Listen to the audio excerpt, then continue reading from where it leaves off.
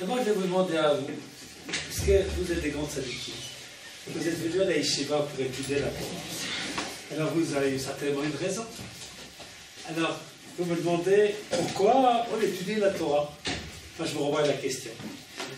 Alors, demandez à Vidan, pourquoi est-ce qu'on étudie la Torah? Grande question. Pourquoi dans un premier temps, la Torah, c'est quelque chose qui existe depuis longtemps et qui a été beaucoup étudié. Et en fait, plus ça a été étudié, plus il y a de choses à étudier. Donc déjà, c'est pas quelque chose qui se consume en quelque sorte. Mais... c'est quelque chose d'éternel, nous dit Avidan, la Torah. Et puis ça grandit toujours. Alors il faut... Et ça va commencer un jour, on va rien faire. Tu vois? Là, c'est une belle explication. Voilà, je n'avais pas pensé à celle-là. C'est bien, c'est bien, c'est bien. Et voilà encore une autre explication. Comment tu t'appelles? Benjamin. Comment? Benjamin. Ah oui? Yosef. Yosef. Oui, Yosef. Toi qui es venu à l'Yeshiva pour étudier la Torah. Qu'est-ce que c'est la Torah pour toi? C'est bien. Non, parce que en tant que Israël, on a besoin d'étudier la Torah pour avancer et pour comprendre pourquoi on fait tout ce qu'on fait et qui on est. Mieux que ça, je ne peux pas dire. Donc, je te répète ta phrase à haute voix pour que tout le monde entende. Parce que tu as très très bien dit les choses. Encore une fois, je sais.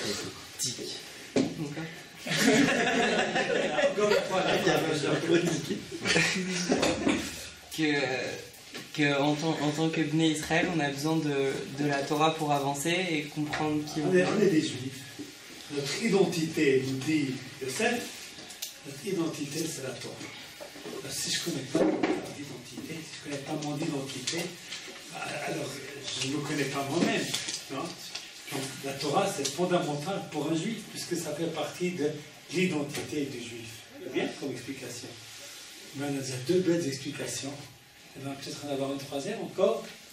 Alors, Asher, c'est la deuxième année, ça doit être très important pour toi, la Torah.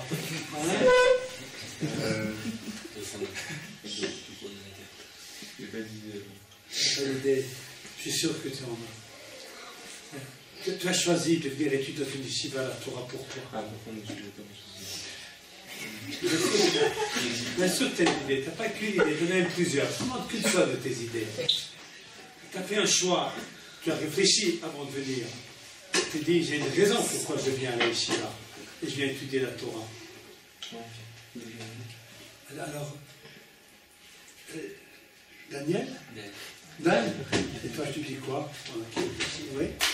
La Torah, c'est vous avez étudié par Kadosh Baruch Hu, qui sait qui permet de se rattacher à lui, qui est. Alors ça, c'est... on va de mieux en mieux. D'accord?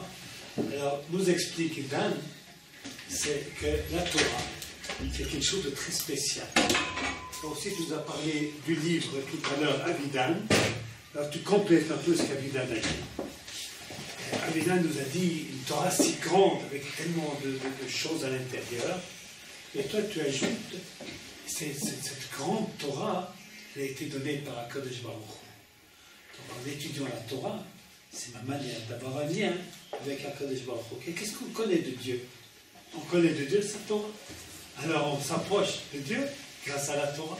Et bien, c'est vraiment magnifique. Oui, la chair. Voilà. Peut-être parce que c'est l'héritage de nos parents, et c'est des traditions qui s'articulent. C'est l'héritage de nos parents. C'est ça qui nous permet d'avoir un lien avec les générations passées, ainsi que les générations futures, elles auront un lien avec nous. L'étudier la vie, Maran. Et Maran nous parle de Rabbi Akiva. Ensuite, c'est un Tana qui cite un passage. Ensuite, il discutait, pas d'Amoraïm, comment le comprendre. Et nous, dans le Shiur, on essaye d'expliquer le sens de ce qu'il a dit.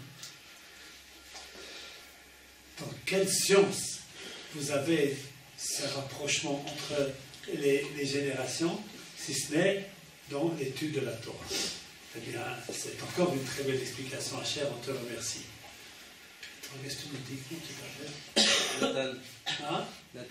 Nathan. J'aurais plus besoin de rien dire, vous avez tout dit. Voilà, et vous êtes des choses mieux que ce que j'ai pensé. Oui, Nathan. La Torah, ça permet, comme il a dit Joseph, de comprendre notre identité, mais ça permet aussi de nous faire avancer dans notre, de garder un bon chemin dans notre vie de Chol. Ça veut dire, alors, nous dit, encore une fois, Nathan, c'est encore un aspect de la Torah. Parce qu'un être humain nous explique que Nathan, eh bien, c'est d'un côté une vie matérielle. On mange, on boit, on travaille, on gagne de l'argent. Et puis on a aussi une vie spirituelle.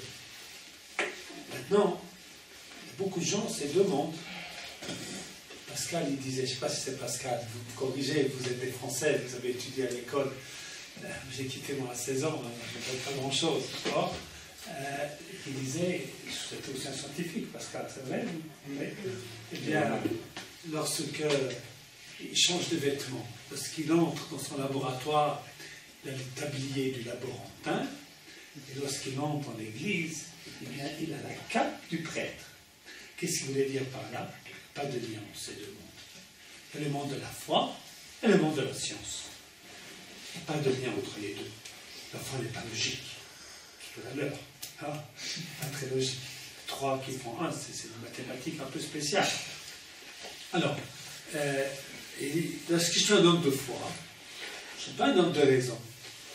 Puis lorsque je suis un homme de raison, je ne suis pas un homme de foi. La Torah nous explique, Nathan, ça nous permet de faire un lien entre le monde matériel et le monde spirituel. Alors, ce soir, je sors enrichi. Encore quelqu'un, encore une explication, encore une idée? Avec tout ce qu'on a déjà entendu, est-ce qu'on peut rajouter encore quelque chose? David a certainement encore une idée. Ravi, il y a quelque chose. Toi, t'assois avec. Toi, tu m'assois avec quoi? Déplacé.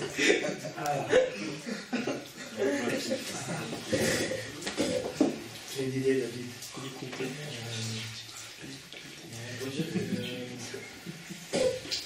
L'homme, il a été mis sur Terre, mais il a été mis sur Terre pour faire quelque chose.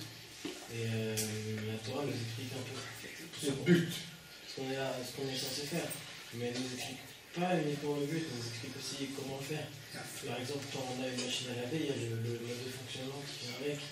Là, l'homme, Dieu, il a créé tout le monde et tout ce qu'on a autour de nous. Comment l'utiliser pour en faire? La Torah nous explique à chaque seconde qu'on fait dans la vie. Alors, c'est aussi en lien avec le deuxième sujet, les mitzvot. Alors, nous dit David, eh bien, il nous dit la Torah, c'est à la fois mode d'emploi et but. C'est le but de la vie, la signification de notre existence, et puis comment s'y prendre.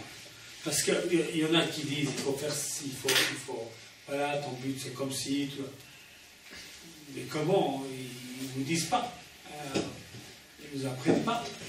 J'ai voulu une fois apprendre à nager avec un cours par correspondance. Oh. Ça n'a pas marché. Ça n'a pas marché. Il y avait le but qu'il faut nager, il faut faire comme ci, comme ça, etc. Là, c'est compris là-dedans. Mais il faut un mode d'emploi.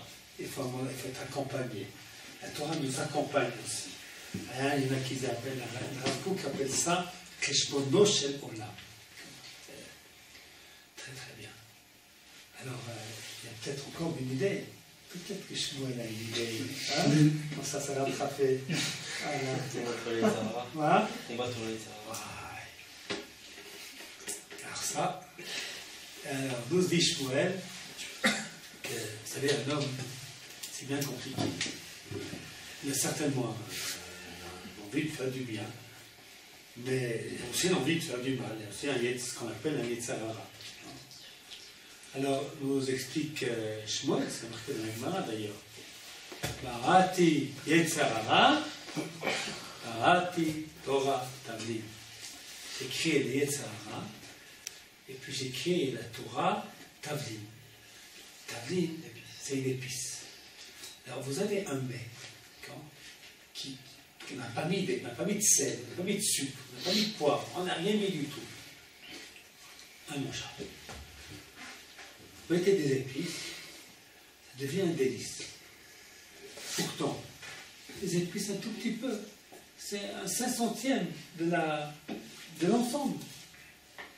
Alors, comment cela se fait-il?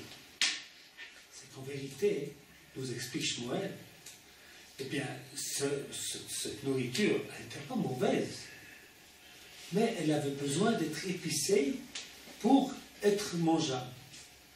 Alors, ainsi nous explique Shmuel à propos du Yetzara. C'est qui a créé Yetzara?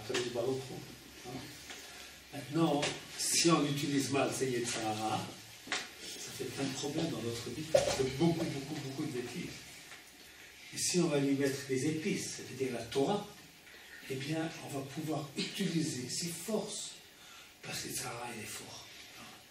Plus fort que Yetzara en général. Parce qu'on fait une bêtise, on a des forces extraordinaires. Par exemple, si vous voulez apprendre des voleurs, comment ils se lèvent tôt pour faire leur... ils ont une force, et ils utilisent leur intelligence, comme ci, comme ça. Alors, mettons des épices, puis elle va prendre ces forces-là pour quelque chose de bien. Ça, c'est la Torah qui nous permet de faire ça. C'est vrai. C'est vraiment vrai. Encore quelque chose? Et quelque chose que vous n'avez pas dit. Sans Torah, on est comme les autres nations. Comment? Sans Torah, on est comme les autres nations. Sans Torah. Alors, ça c'est bien ce que tu dis. Comment tu t'appelles? Raphaël. Raphaël nous dit, sans Torah, on est comme les autres nations. C'est-à-dire, on a l'impression qu'on est comme les autres nations. Parce qu'il y a... En fait, c'est une marcoquette. C'est une marcoquette très, très importante. Mais Sadia Gaon, il dit ce que tu dis. Et umatenu, et la de Torah. On est juif que grâce à la Torah. Donc, s'il n'y a pas de Torah, on n'est pas juif, on est goy. Maintenant, ce qu'on a la chasse, c'est vrai. Un juif qui ne fait pas de Torah, rien du tout. Tu maries une femme, lui dis arrête le coup de cette livre, tabatou, que d'approcher d'Israël. C'est pas qu'il comprend, hein. Il a dit ce qu'il faut dire. Hein. Je veux me marier, je n'ai pas d'histoire, je veux avoir des droits des personnes mariées. Qu'est-ce que je dois faire pour avoir mes droits? On lui dit, tu prends une bague, tu prends 2 témoins, le rabbin et le chazan, et tu dis devant eux, Ariat, Mukoudesh, Setli, Tabazou, Kedat, Moshe, Israël. Avant, ils mangent taré, après, il est Machali Shabbat, ça arrive Yom Kippour, il fait un voyage avec un Godot. Rien de Torah. Est-ce que cette femme sera mariée? Est-ce que c'est sa femme? Est-ce qu'elle va avec un autre homme? Non. C'est pas un juif, il ne veut pas de Torah. La preuve que même un juif qui ne veut pas de Torah, ça reste un juif. Non? Mais ce que tu as dit est juste. En ce sens que un juif sans Torah, il ressemble à un non-juif. Il n'est pas un non-juif, mais il ressemble à un non-juif. Donc, ça, c'est très bien. Hein, c'est très important d'étudier la Torah par ressembler à ce que nous ne sommes pas. C'est bien. Il y a une chose qu'on n'a pas dite. Vous êtes des grands sadiki. Une chose toute simple. Il lui a demandé pourquoi on étudie la Torah? Qui c'est qui a dit? Hachem, c'est une mitzvah. Non, tout ce que ça veut dire est vrai. Hein? Alors, ça dépend, quelquefois je fais un shiur là-dessus, c'est la première chose que les gens me disent. Bon. Après, bon, mais encore, il faut expliquer un petit peu, plus profondément. Donc vous allez directement aux choses profondes, mais il faut quand même savoir que c'est une mitzvah. C'est marqué dans la Torah, Shinantam levanecha, et dibarta bam, et shiftecha beritecha, uvelechtecha baderech, uveshorbecha, uvekumecha. Ce qui veut dire, tu l'enseigneras à tes enfants.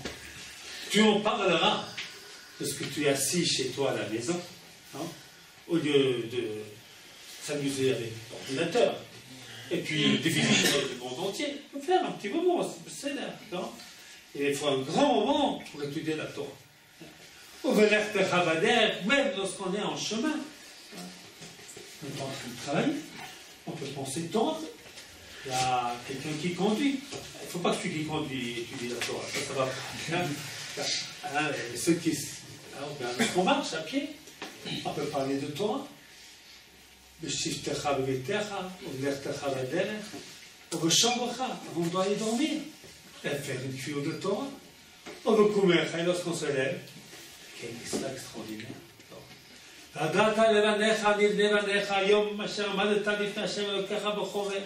Et tu l'enseigneras à tes enfants, à tes petits-enfants. De là, Rambam nous dit, comme un homme, il a l'obligation d'enseigner la Torah à ses enfants, il a l'obligation d'enseigner la Torah également à ses petits-enfants. La Torah est pleine, surtout dans les Sefer Dvarim, de l'obligation d'étudier la Torah, d'enseigner la Torah. Alors c'est très important de savoir que c'est une mitzvah. Alors pourquoi c'est important de savoir que c'est une mitzvah? Parce que d'abord c'est un privilège, vous avez raison. Non? Vous avez expliqué que c'est un privilège. Mais c'est aussi une obligation. Très important de savoir que c'est une obligation. Et cette obligation, elle a des règles minimales. Et ces règles minimales, c'est d'avoir un temps fixe pour l'étude de la Torah, tous les jours et toutes les jours. C'est comme ça que c'est marqué dans le Shulchan Aruch. Alors, c'est avant toute chose, quand on est juif, on fait les mitzvot. On mange de la matzah, les soirées du Seder. Oui. Pourquoi? Parce que c'est marqué, Erev Tochlu Matzot. On met les tefilines le matin. Oui. Parce que c'est marqué, Kshartam Leot Al Yadecha, Tzafot Beinecha. On donne la tzedaka. Oui. Parce que c'est marqué dans la Torah. Avot Aviteinu, Dei Marsorlo Asher Yetzarlo. Eh bien, comme il y a aussi une mitzvah d'étudier la Torah. Et c'est pas seulement ce qu'on a à Yeshiva qu'il faut étudier la Torah. C'est facile. C'est aussi de ce qu'on est en vacances. C'est aussi de ce qu'on a un Shabbat des livres. Un dimanche matin des livres. Un vendredi des livres. On doit aussi étudier la Torah. On ne doit pas passer un jour de sa vie sans étudier la Torah. Ça, c'est une chose très importante à savoir. Là, en fait, vous avez tout dit à propos. Je ne sais pas ce qu'on peut rajouter à tout ce que vous avez expliqué. Alors, donc, la Torah, c'est notre identité, c'est le lien avec Akadosh Baruch Hu, c'est un sens à notre vie, c'est le mode d'emploi de notre vie. Et puis, je ne rappelle pas tout ce que vous avez dit parce que tout était absolument formidable. Alors, avec ça, on a fait le premier sujet. Alors, vous savez pourquoi on étudie la Torah? Il y a encore quelque chose que vous voulez savoir à ce sujet-là, que je n'ai pas expliqué, que vous n'avez pas expliqué, parce que j'étais paresseux aujourd'hui, au lieu de faire le shiur, je vous ai fait faire des shiur, vous l'avez fait très bien. Et vous n'avez pas une idée, encore une question à ce sujet, au niveau de la Torah, est-ce que vous voulez savoir, vous êtes satisfait des réponses que les uns et les autres ont données?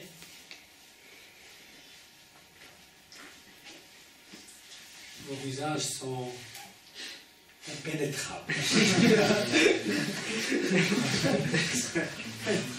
Oui. On dit que étudier la Torah c'est notre identité, etc. Quand par exemple étudier la Gemara, ça va nous montrer notre chemin. Ah, d'accord. La Gemara, c'est partie de la Torah, la Gemara. Oui. Hein? C'est dur? Tu n'aimes pas? Pourquoi on ne dit pas que la lacha, par exemple? Non? Pourquoi tu dis pas que la lacha ou la Gemara? C'est quoi le but? Enfin, la Gemara, c'est du raisonnement, mais à part ça... Alors maintenant, en fait, deuxième partie du show, pourquoi la Gemara? La Torah, on comprend. Pashat Bereshit, c'est sympa. Lech Lecha, il faut faire son aliyah. C'est très bien. Pashat Yitro, les 10 commandements, c'est formidable. Pashat Kedoshim, faut être honnête. Alors, c'est bien, c'est sympa. Il y a des histoires, sorties d'Égypte, les 10 Makot, c'est bien. Bon, ça, c'est bien. Ça, c'est vraiment Dieu que vous avez dit. Et puis, ça, on comprend. Les livres d'Emouna, ça, c'est bien. C'est important pour qu'on comprenne, on réponde à nos questions identitaires, de sens, etc., etc. Ça, on comprend. Et la femme nous dit, comment tu t'appelles? Hein? Raphaël? Tiens, on comprend aussi la lacha. On est obligé de savoir ce qu'il faut faire. Non? Alors on a... Ah bah...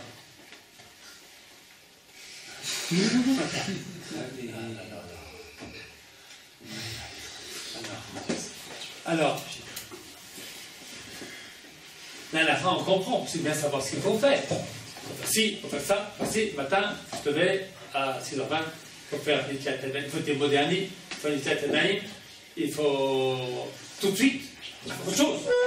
Avant, il faut pris en toilette, il y a de ça, après il faut s'habiller, puis il faut mettre les souliers droits en dessous les gauches, puis il faut aller attacher le gauche en droit, il faut savoir.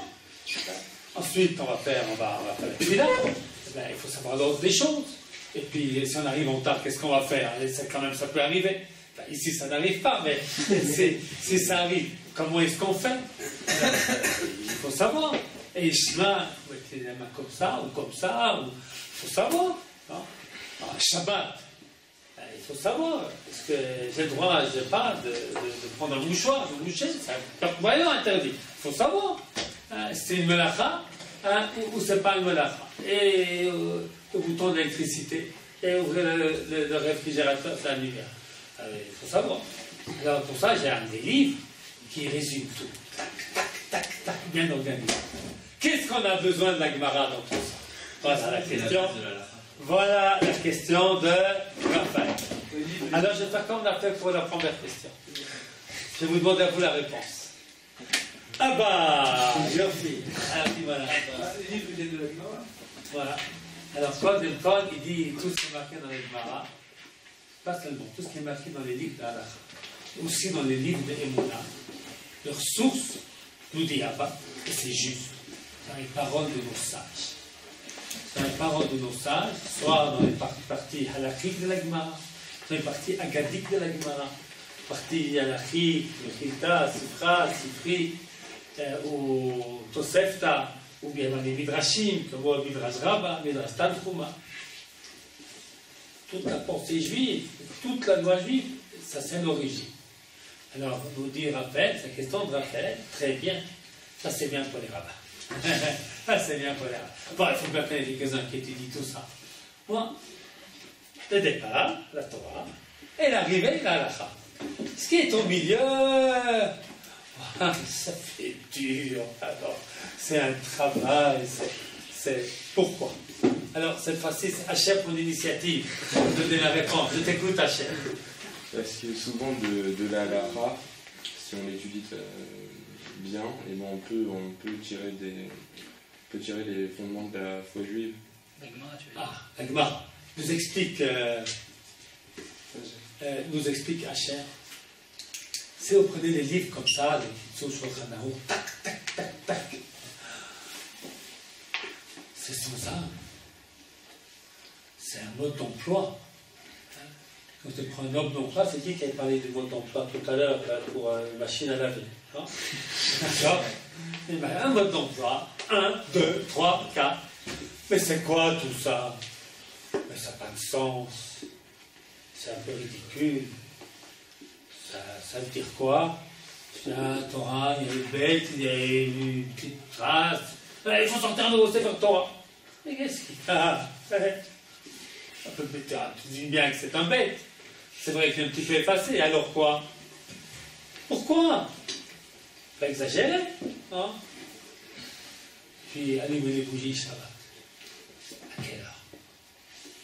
Ouais. Pourquoi si tôt? En hiver. Et si tard en été. C'est pas très pratique. C'est pas très pratique. Il y a des endroits où on fait Shabbat toute l'année à 7 heures. Hein? C'est quand même plus logique. C'est mieux organisé pour la famille. Hein?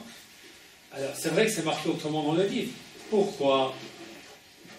Comprendre. Hein? Voilà, c'est important de comprendre. Et puis il y a des choses bizarres dans les lois. Donc on nous dit une femme, elle ne peut pas mettre les filles. C'est pas juste. C'est pas juste. Pourquoi? J'aimerais comprendre. Ah, c'était du Lagmara, tu sais, Mitzvatassé, Sajman Grama, les femmes sont tours. Ah, ça va réfléchir là-dessus. Pourquoi elles sont tours? On essaie de comprendre. À dire, grâce à Lagmara, eh bien tu fais le lien entre la loi écrite et puis la halakha, ce que l'on fait. Tu fais le lien entre la Torah et puis tous les livres de pensée juive. La source, c'est-à-dire il faut savoir, très important, que la Torah orale, ça fait partie de la Torah. Dieu nous a donné 2 Torahs, pas une. Adorer la Torah écrite et la Torah orale. L'une sans l'autre n'ont pas de sens.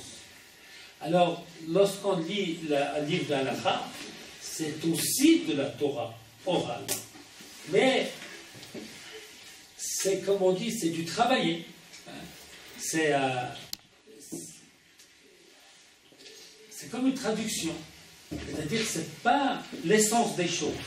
Quand on étudie la Gemara, on va comprendre le pourquoi de ce que l'on fait. Vous avez compris? C'est très important la Gemara. Ça prend beaucoup de temps la Gemara aussi. Et puis, on n'a pas les clés sur l'étude de la Torah. Ce qui est vraiment étude, qui permet de discuter, c'est vraiment la Gemara.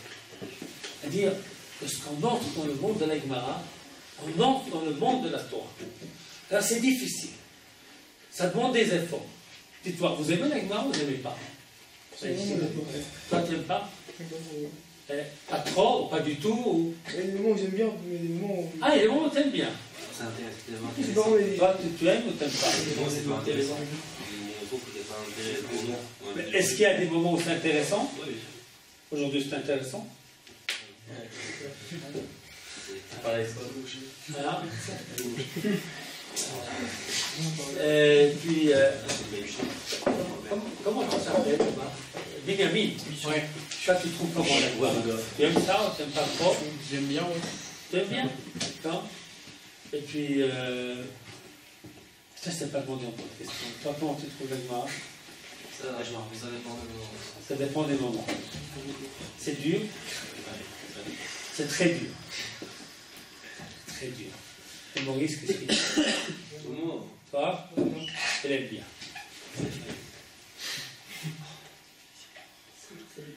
Encore une fois, Shmuel, c'est la carte rouge. Troisième fois, c'est dehors. Voilà. Et puis, à côté d'Emmanuel, tu t'appelles Nissier. Non, moi j'aime bien le Ion, mais le Bekio, la Bekio, c'est ennuyant, quoi. C'est pas intéressant. C'est intéressant aussi. Il y a des gens qui c'est le contraire. Alors, vous savez, Baruch Hashem, par Gemara, il y a beaucoup de manières de l'étudier. Alors, nous dit Nissier, les Iyun, il aime. En vérité, je te comprends. Parce que le fondement de l'étude de la Gemara, c'est la réflexion. C'est très bien. Alors, ceux que je n'ai pas reconnu au début du shiur, comment tu t'appelles? Léo. Hein? Léo. Et toi, qu'est-ce que tu penses? Bah, moi aussi, ça dépend des moments. Enfin, on est plus attiré vers les trucs qui vont nous servir dans la vie de tous les jours. En fait, il y a des trucs qui demandent beaucoup de réflexion, il y a des trucs qu'on peut appliquer tous les jours et on préfère les trucs qu'on peut appliquer. On fait les trucs qu'on applique tous les jours. En vérité, tu as raison. Il y a beaucoup qui disent qu'il faut d'abord étudier les Gemara qui concernent ce qu'on fait tous les jours. Qu'est-ce que vous étudiez à l'Yeshiva pour Gemara? Megillah et Megillah. Hein? Megillah. Megillah, c'est pas mal quand même, ça fait partie de la vie, non? Ouais. On a étudié aujourd'hui, pas trop. Bah si, attends, si tu dis Modim 2 fois, c'est pas que t'as Dieu. Quelqu'un ne sait pas. Khatsi. La Gemara, c'est jamais 100%. N'importe quel. C'est jamais 100%. C'est toujours un monde entre le monde de théorique et le monde pratique. Ils ont tout le temps mélangé l'un à l'autre. Alors, tu préfères Megillah à Baba Metzia? Moi, je préfère Baba Metzia, personnellement. Pourtant, c'est moins pratique. Ouais, je sais, mais il y a plus de réflexion dans Baba Metzia. Ah là là. Megillah, je trouve qu'on applique moins dans la vie de tous les jours. Ouais. C'est plus ciblé alors que Baba Metzia, on peut vraiment faire travailler son cerveau, quoi. Bah, c'est intéressant parce que tu te rends compte, tu te contredis. Ouais, je me contredis un peu, mais en vrai, j'aime tout, mais bon, c'est pas grave. Raphaël. L'intérêt d'étudier la Gemara, c'est juste la réflexion.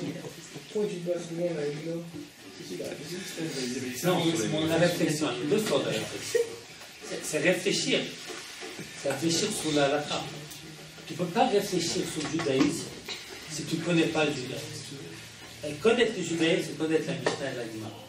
C'est le fondement de tout. C'est vraiment le fondement de tout. Hein, maintenant, je vais vous dire la vérité, c'est légitime que quelqu'un, il préfère étudier des livres de Marshabbat que des livres de Gemara. C'est pas un péché. Hein. C'est pas un péché. Chacun a le droit d'aimer quelque chose de plus que quelque chose d'autre. Voilà. Quelqu'un a dit tout à l'heure qu'il préfère les choses pratiques, et puis ensuite il nous a dit, mais non, les Gemara théoriques, c'est plus intéressant. Hein. Donc, il aime ça et ça. Hein. Il aime ça et ça. Il y en a qui aiment plus ça que ça. Et il y en a plus ça que ça. Non. C'est tout à fait légitime. Tout à fait légitime. Attends, je vais quand même vous dire que dans la Gemara, il y a quelque chose de très fort. Et c'est la amal. La amal, ça veut dire l'effort. C'est une chose qu'aujourd'hui, on n'aime pas trop faire. Les efforts, on n'aime pas trop. Parce que c'est une réflexion, c'est une étude vraiment rigoureuse. Il faut prendre son temps, il faut se concentrer. Et il ne faut pas avoir tous les 3 minutes un tsiout d'un portable. C'est sortir d'un monde pour entrer dans un autre. Ça, vous savez, la Gemara, c'est très, très, très important. Je crois qu'une des difficultés. Maintenant, peut-être aussi, c'est nous les maîtres, on ne sait pas toujours bien expliquer, on a des choses intéressantes, etc. Mais je pense qu'il y a une part très importante de l'effort. Plus on fait des efforts, plus on a du plaisir. Plus on a du plaisir. Plus on fait des efforts qui sont couronnés de succès. Les efforts sont finalement toujours couronnés de succès. Et je vais vous raconter une chose assez intéressante. Est-ce que vous allez avoir un problème dans la vie, vous allez essayer de demander un conseil à quelqu'un. Vous allez voir quelque chose d'intéressant. Peut-être tu es un prof de Naples, tu es un prof de pensée juive, et puis finalement vous allez vous adresser au Rav qui étudie aussi la Gemara et de la Halakha. C'est un mystère. Et oui, celui qui fait toute la journée, il fait du Moreh Levuchim, et puis il fait de la Chassidut, et puis il fait même un petit peu de Kabbalah, et il fait le Kuzari, et il fait Chovat al-Mavot, et il fait Mesilat Yesharim. Ça, c'est toute sa vie. C'est chez lui qu'on devrait aller. Et pourtant, qui est aujourd'hui, hier et avant-hier, au temps de la Mishnah, de la Gemara, des Rishonim et des Acharonim, les gens qui y vont, c'est des gens qui sont aussi des Talmidei Chachamim. Il y a quelque chose dans l'étude de la Gemara qui fait que c'est véritablement l'étude de la parole d'Akadosh Baruch Hu. Parce que je vais vous expliquer. La Torah écrite, la Torah orale, ça ne forme pas. Ce qui explique la Torah écrite, c'est la Torah orale. On ne peut pas comprendre la Torah écrite sans la Torah orale. Alors, quelqu'un qui ne fait pas l'un et l'autre, quelque part, il est quelqu'un qui a, il est comme un neché, comme un, comment on dit en français, un handicapé. Il est handicapé. Alors, maintenant, c'est vrai que vous avez le droit de préférer étudier plus ça que ça. Maintenant, j'ai quand même vous donner le conseil de faire des gros efforts pour la Gemara, parce que grâce à ça, vous avez beaucoup plus de chances de rester dans l'étude une fois que vous quittez la yeshiva. Parce qu'on fait des chavutot de Gemara. On va se rencontrer dans un chavutot de Gemara. Là, ce sont des gens qui vont faire une chavuta de Yeshayahu. On lit tout seul. Il faudrait faire aussi ce Yeshayahu. Mais dans la pratique, ça ne se fait pas. C'est plutôt, on va écouter une conférence sur Isaïe. Conférence sur Isaïe, est-ce qu'il y a deux Isaïe, est-ce qu'il y en a un, son message principal, est-ce que... Maintenant, si vous voulez vraiment vous attacher à la Torah, il faut s'attacher aux deux parties de la Torah. La Torah écrite et la Torah orale, qu'elle soit pragmatique ou qu'elle ne le soit pas. La Gemara, c'est jamais totalement pragmatique. Il y a des Gemarot qui sont plus pragmatiques que d'autres. C'est ça. Megillah, c'est soit de Megillah à la Yeshiva, c'est aussi pour être une Gemara plus pragmatique. Mais ce n'est pas que pragmatique. On va étudier les Rishonim, on va étudier les Acharonim, on va étudier comment comprendre un passage d'Agmara, comme on a fait aujourd'hui avec Tzlav, des passages qui sont bizarres, et puis quelqu'un qui vient et qui nous donne une lumière à un passage. On n'a pas avancé en Lacha. On n'a pas avancé en Lacha. Mais on a découvert la beauté de la Gemara avec cette explication.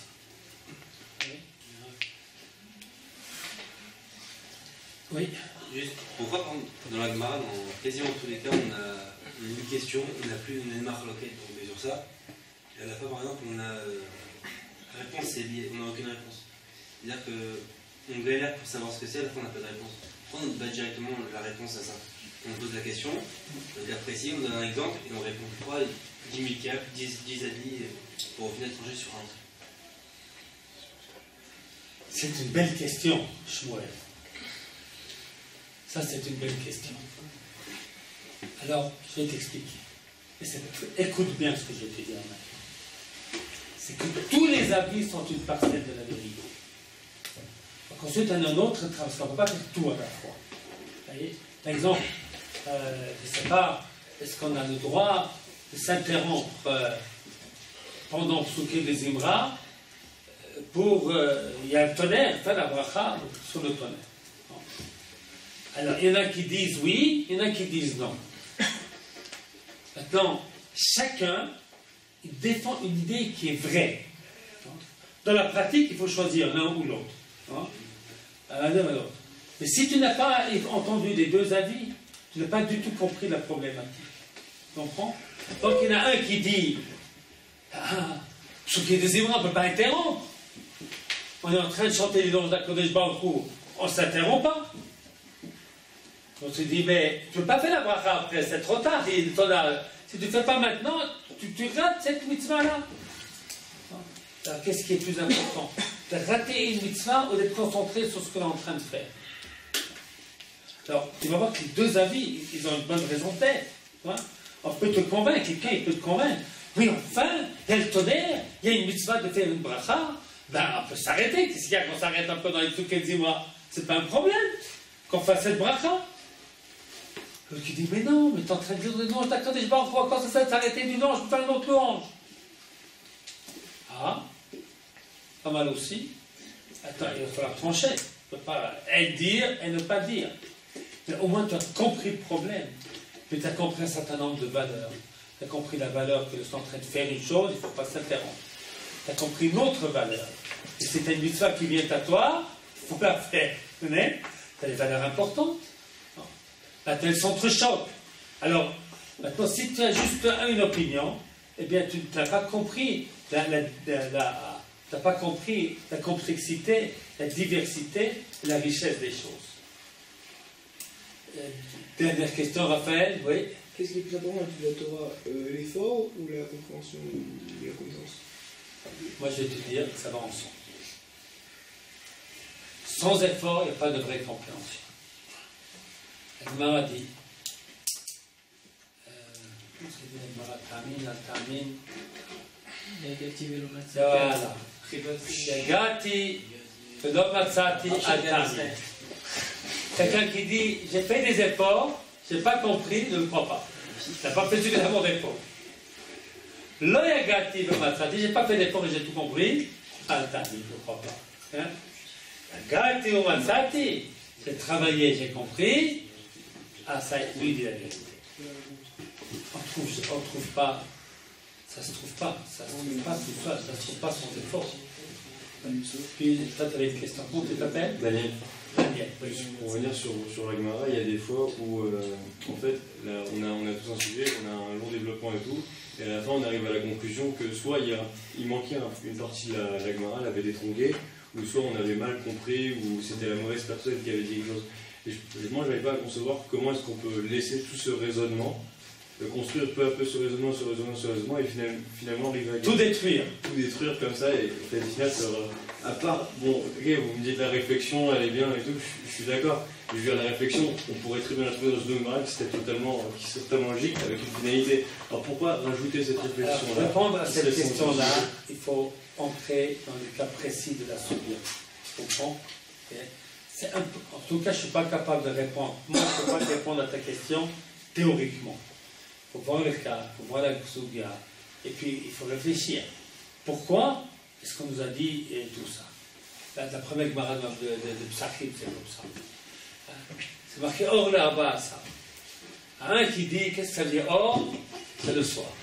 L'autre qui dit Leil. L'autre qui dit Urta.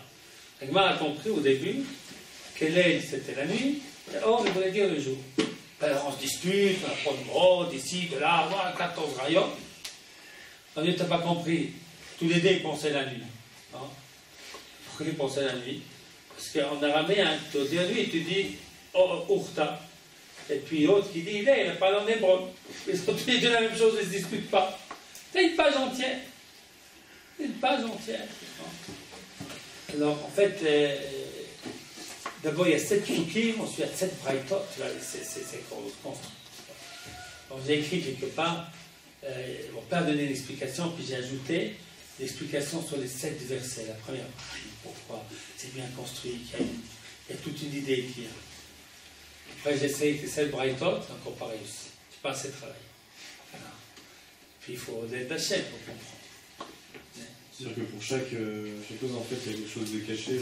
Si... Chaque fois, il faut chercher. Voilà, il faut chercher. À fond bas, le coup là-bas. Cherche. On va trouver. Alors, c'est déjà très tard ce soir. Alors, on s'arrête là. Alors, je vous remercie beaucoup de votre attention. On a fait le premier sujet. D'accord ?